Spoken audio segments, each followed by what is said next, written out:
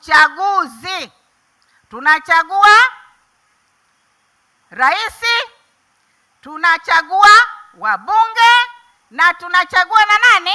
Madiwani. Wanawake tujiamini, msiogope. Tuende kwenye maeneo, tuende site tukaombe nafasi za uchaguzi. Maneno yatakuwa mengi.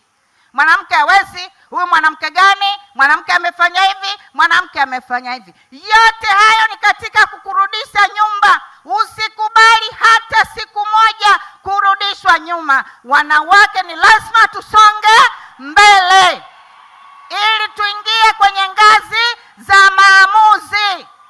Tujiamini. Mwanamke na mwanaume sote ni sawa, tena mwanamke ana akili zaidi. Wanawake oye!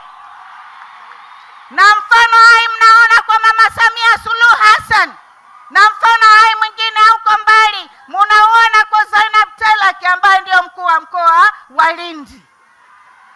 Tanzania oye! Tanzania oye! Nimalizie. Mwaka huu kama nilivyosema ni mwaka wa uchaguzi. Tanzania tuna kila sababu ya kutembea kifua mbele. Miaka 30 iliyopita tulikuwa Beijing. Tukitaka ndani ya bara letu tuwe na viongozi wanawake ambao wanaongoza taifa.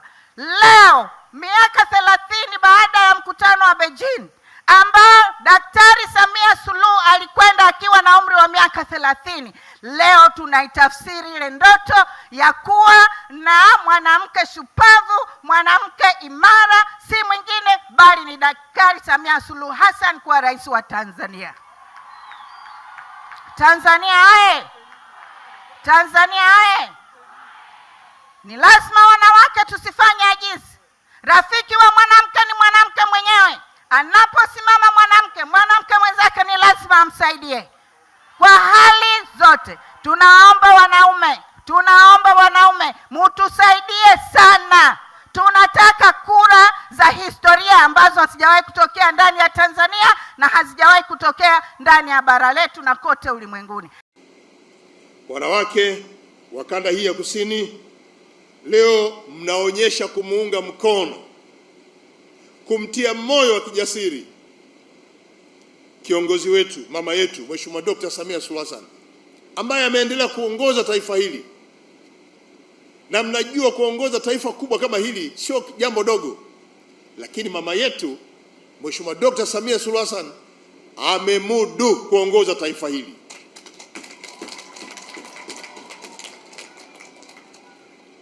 Kitendo chenu cha kumunga mkono ni kitendo sahihi kabisa. Kama leo nasema mwanamke ana uwezo, Mheshimiwa Dr. Samia Suluhu Hassan amethibitisha hayo kwa kuongoza nchi kwa weledi, uaminifu na uadilifu na uwajibikaji ambao umepelekea kuwa na miradi mingi mpaka vijijini.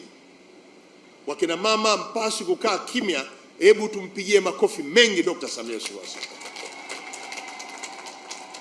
Tanzania oye! Jamhuri ya Muungano wa Tanzania. Dr. Samia Suluhu Hassan oye! Wanawake oye!